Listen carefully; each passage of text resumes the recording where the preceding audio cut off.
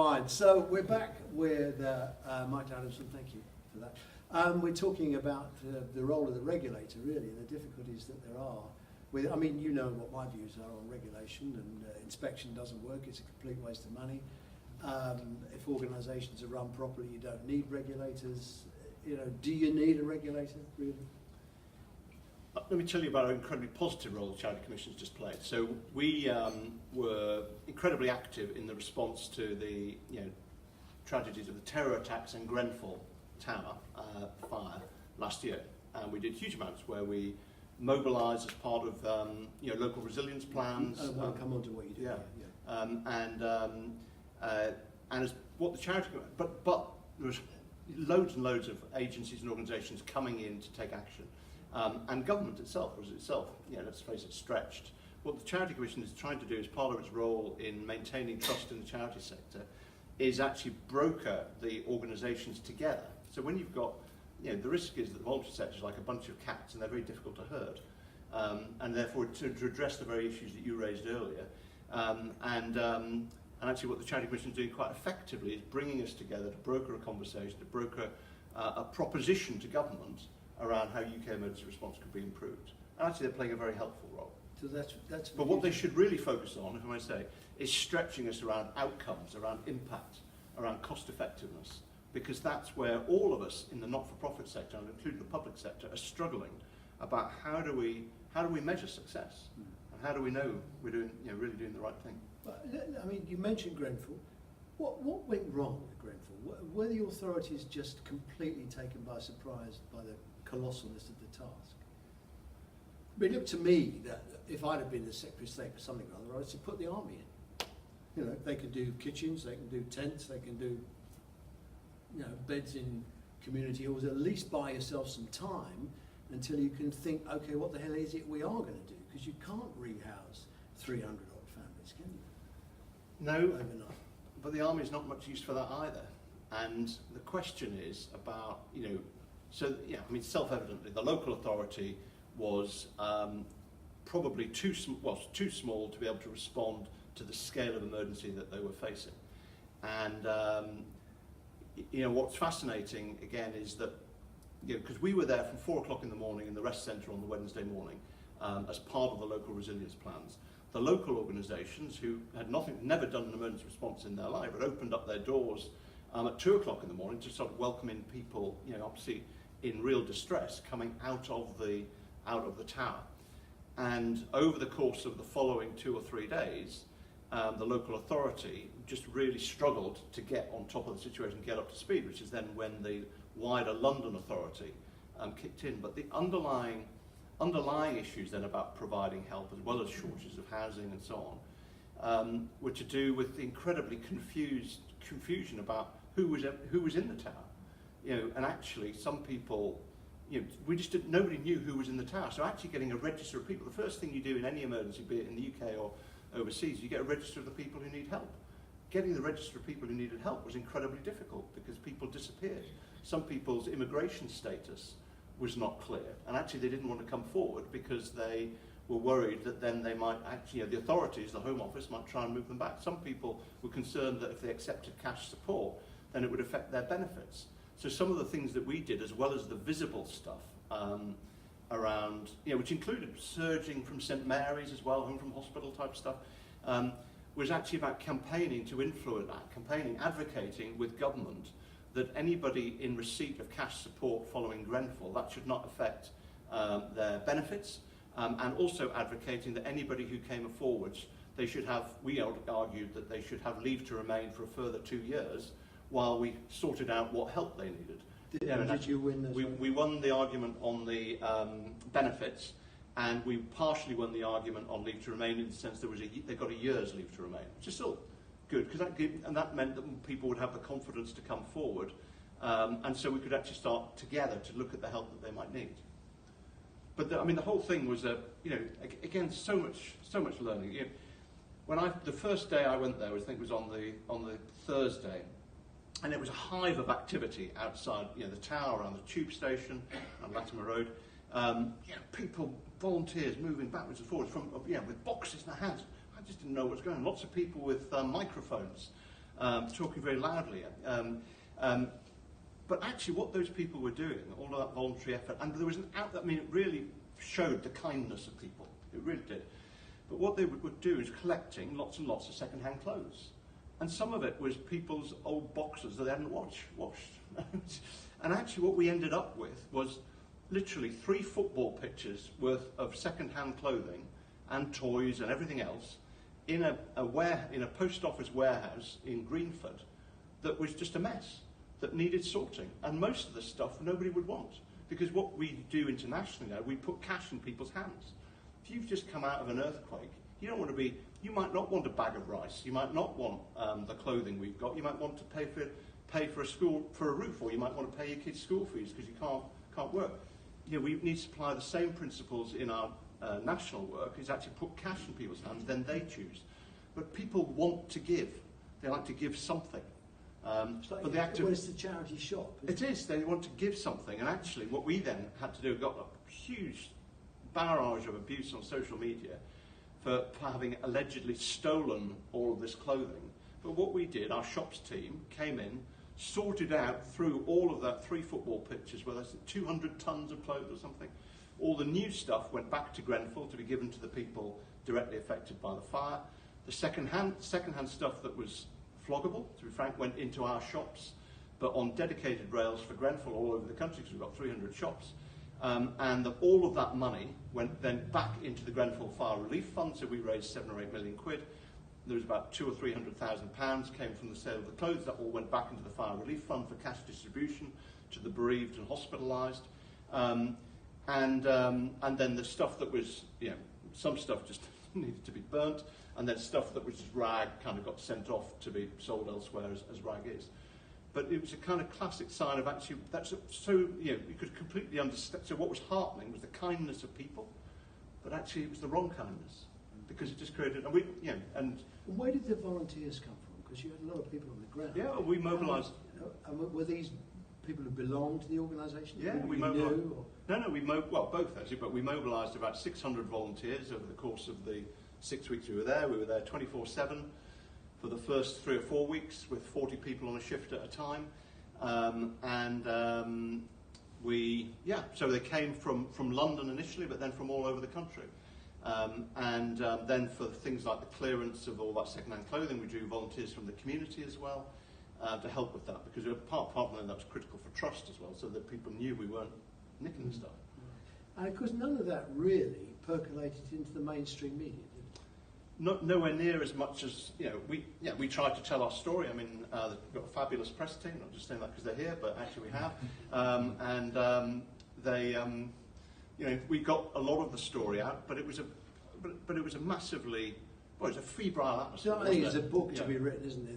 The Red Cross story of Grenfell. Yeah, it's worth doing. Do you rehearse these major incidents? I know you do. So yes. I was involved in something, but yeah. No, we do. Yeah. And what I would say as well, Roy, is really important. And I've blogged about this and written about it, because we're really proud of what we did, but we know we learned so much as well about our relationship with the authorities. The whole principle of the way in which we work is we're in the local resilience plan. We get called out. We do our thing. The problem is, if the authorities are not doing their thing properly, then actually the risk is that we are not thinking creatively enough about how need is changing and what the dynamics of the community are. So we learned a lot about how we engage with a community in distress. And in some ways, the Grenfell situation, even though it was big, but it was much smaller than some of the international emergencies that we respond to. But it had far more in common with an international emergency than it did with the UK context we would expect to find. The terror attacks, by contrast, we responded in all the London attacks and Manchester. The processes and procedures, the resilience plans worked pretty well. Everyone surged, people got the help, but they didn't have the community dynamic that Grenfell had, because actually the people who were affected in the terror attacks, the people in the Ariana Grande concert had come from all over the country. If you think about the London Bridge attack, I think 6 of the 7 people who died actually were from overseas. They didn't have the community dimension that Grenfell had, this intense community, which all the volumes and all the volumes. And what's still extraordinary to me is that if you think about, it was in the middle of summer, summer nights, and actually that community conducted itself with such dignity in their distress. And we went, because we needed to go and meet people in their distress as well, community meetings, but of course feelings ran high. But when you think about the interviews that were done on radio and television, incredibly moving stories about what people trying to get back, getting their lives back. It was, what moved me, I think, was listening to people who were saying, what's being done just doesn't connect with what we need. Yes. And that's brought out in the point you made. You're an advocacy organisation, you're not political, but you did stray into politics, didn't you? Did we? A little while ago, when you were, what did you say? We were like the third world or something, the NHS? Go on, try it again. So yes, you may have spotted that we commented on the stretch facing the NHS, and what did you say? We used the phrase humanitarian crisis. Oh, that's brilliant. Yeah. Absolutely brilliant, because it just hit everybody where it hurts. But what's interesting about that is, and the reason we did it, and I read the draft press release, and it was a phrase that I had used internally. We are working, the phrase I was using today, we're working on some of the humanitarian crises of our time. More people displaced in the world than ever before. More frail elderly people, 1 in 3 people born today will live to be 100, all that stuff. Actually, we're working on the real issues of our time here in the UK. And it came back to me in a press release. I read it, and I then looked up some of the definitions of humanitarian crisis. And what it talked about is large numbers of people not getting the help they need. And sometimes that those crises could be hidden or invisible. And we used the phrase first time in the context of social care in around November. And essentially, no one blinked. I did one Radio 4 interview on the back of it, on 10 o'clock news on a Sunday night, when everybody's either tucked up or watching Homeland or whatever they're doing. And there was hardly any reaction. When we used the phrase again, I didn't, and the reason we used it was about the large numbers and the chaotic situation we were seeing in people's homes when they were being discharged from hospital. And that actually they weren't getting the help they need, and that the figures were startling. It's 500,000 people, and now CQC even says it's over 1 million people not getting the help that they need. We used it in the context. It's even worse, isn't it? It's 500,000 people who used to get help. Exactly, who used to. That's the point. And quite right. because I don't think a lot of people really understand this, but the eligibility criteria can be set by local governments individually. It's not a national criteria for who gets help. So the councils, if they run out of money, they raise the criteria, look after everybody that falls into that criteria, and then they say, oh, we're providing care for everybody who wants it. But actually they cheated because they moved the criteria. Yeah. And no one understands social care, though, do they? No. I mean, that's the. Well, I think they're starting to. No, they are, but but they don't. People think they understand the NHS, but they don't really understand social care. No, they don't. You were right. It is a humanitarian crisis, and we do have refugees in our own system. Well, we have people not getting the help, and it's, what we, and we learnt again so much about it. And I don't know whether we'd use the phrase again. Well, we won't use the phrase again because in a way it was used and it had an impact. What you certainly had, and I mean Sarah Woolston put it quite well actually, about human crisis at scale. And what I think is,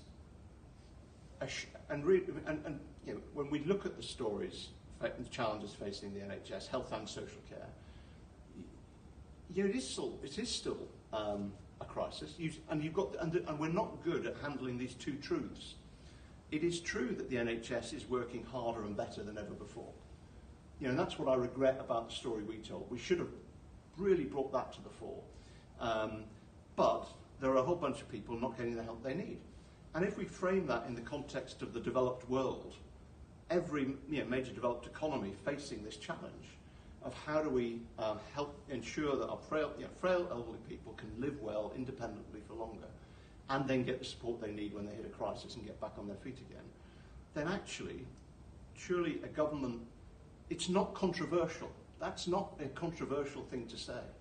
You don't even have to be that brave to say it, even in government. But we've got this into this place where I remember watching the opening ceremony of the Olympics when Danny Boyle did his thing on the NHS, and I have to say my heart sank because the NHS shouldn't be. It's not helpful that the NHS is a national religion because it makes it impossible for it to evolve and change, or makes it more difficult. Not impossible; it does evolve and change, but it makes it more difficult. And we've got to be able to challenge or explore what a new way of working might be that's ready for the. Everybody says to me the NHS needs to change, and I would say, well, okay, fine. How? What would you do? Well, I think you wouldn't. You've got the same people. So the NHS was designed at a time, the post-war period, when I don't know what the life expectancy was at that point. I was 72, I think. And what is it now? Mid-80s? 172. Yeah, exactly. Yeah. With multiple people with multiple conditions, and I think I'm not sure what I would do is, and it's not just kicking it into the long grass to say we should actually properly look at this. We've done it. Dilnot did it. I don't know that he did, because what he didn't do, he did look at how do we fund long-term care, and I think that was valuable. But that's all that matters, isn't it?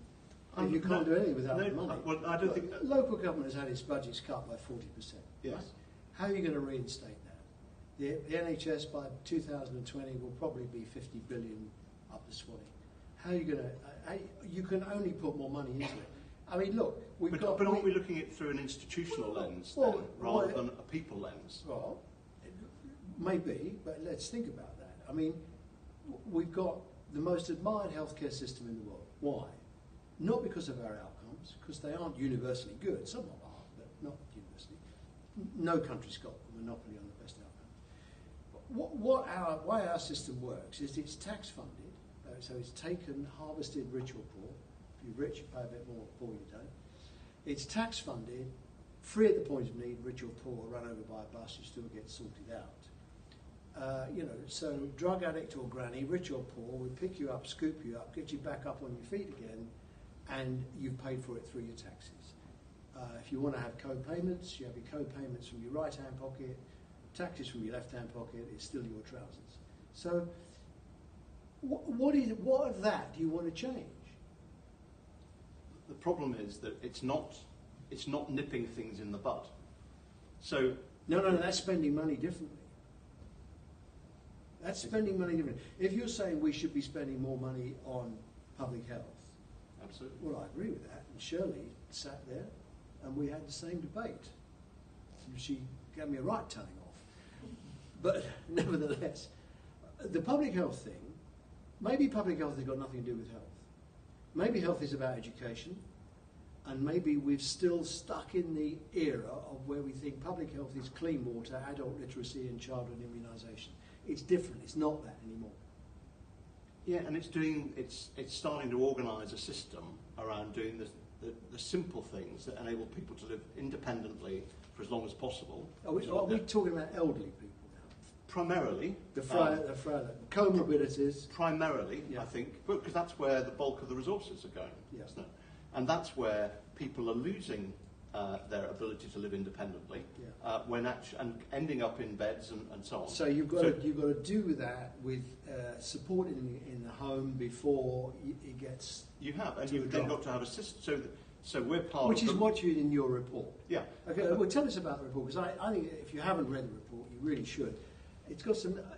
I mean, to be honest, and I'm not trying to be a smart ass about it. I mean, there's no rocket science in the report, but it is really good common sense.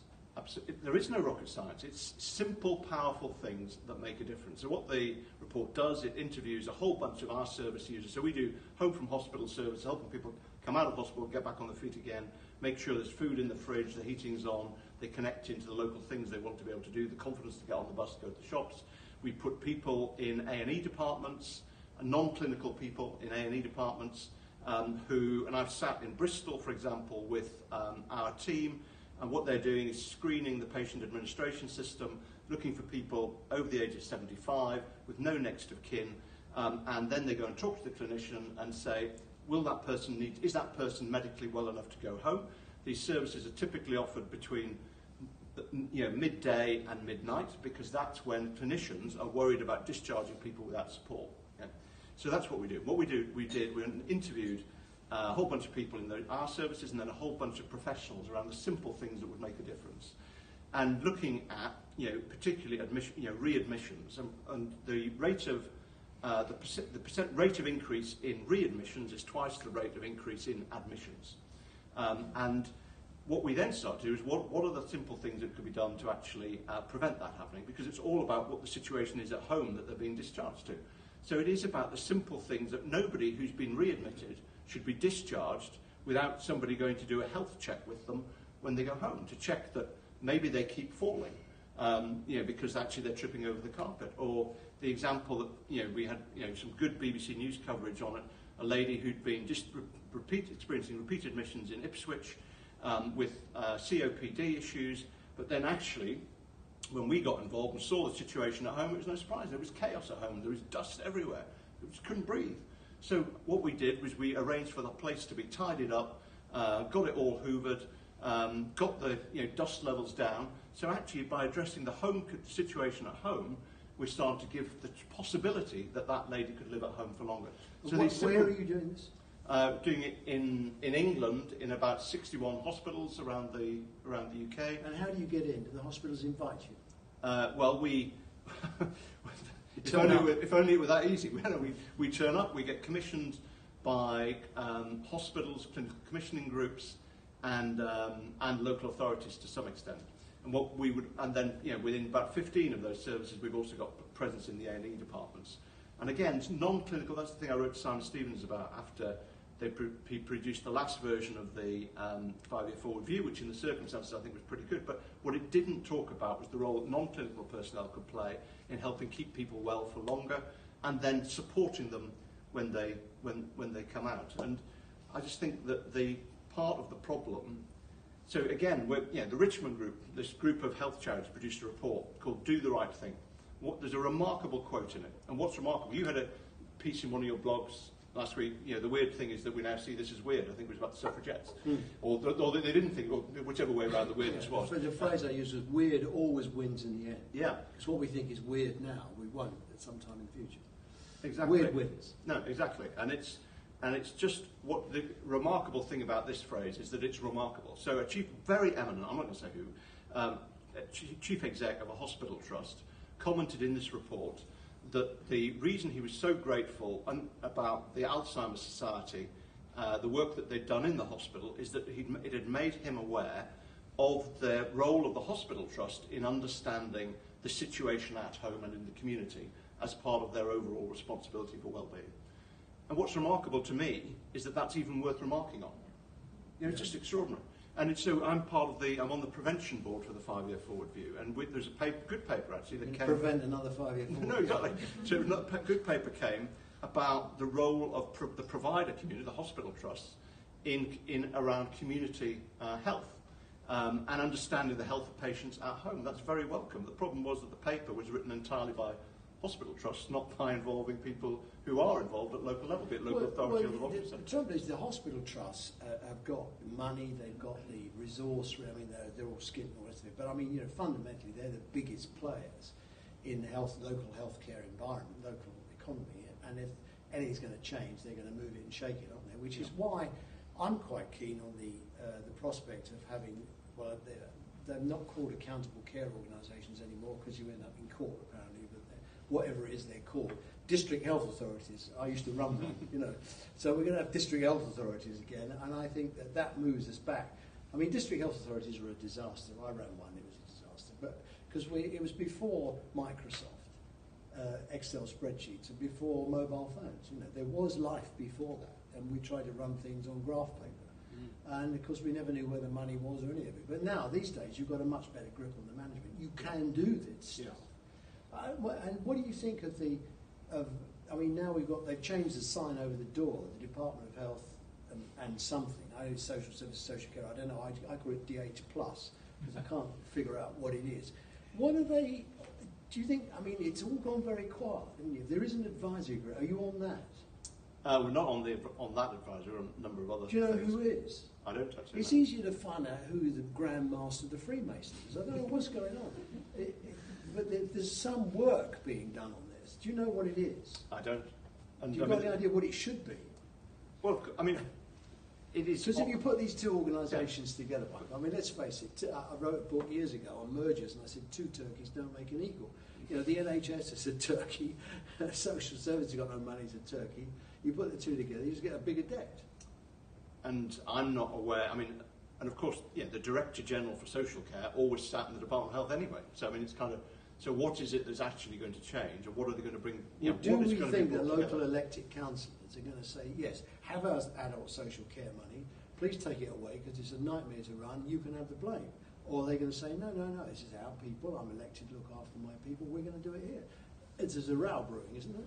And that's why it requires, I mean, I think it's not wrong to say that there needs to be, whether it's a commission or something, there needs to be someone to look at this properly, not just in a try and do it in the next few months, because this is a problem we've been living with for... Yeah, but look, we've got this, somebody's come up with a cross-party thing. Corbyn says he won't do it. I mean, John Ashworth, he sat in that chair, he was an entertaining guy, great guy, big brain on him, nice young man, but to not want to do the cross-party thing, I don't get it. I don't get it either. I think I'm going to ring him up and tell him that we don't get it. Okay. No, I just think because it's the problem of our times in every developed economy. Yeah. And actually, how are we going to help people to live independently? I mean, the question is easy. The solution, given the institutional arrangements we're locked into at the moment, is not easy. Well, I tell you where it works. But we can do lots of simple things better. We know that's why we run the academy. It's all about absolutely. Mark Bricknell wrote a book about. It's a great book. If you're listening, Mark, it is a great book, and it's about international comparisons and all the rest of it. And if you look at where they actually get this right, there's a huge reliance on families getting it right. There's almost no country in the world that gets its health and social care working properly together without the huge involvement of the individuals and their families and their family lives. And that's a salutary lesson. And I thought that was the interesting thing, again, within the in-out report, that I can't remember, I think the stat is something like 70% of the people that we support live alone. But the people who live with somebody else are much better at accessing other support. So it's a double whammy for the person who lives alone. Not only are they living alone, but they actually can't access, they're less able to access further support because they haven't got somebody to help advocate for them.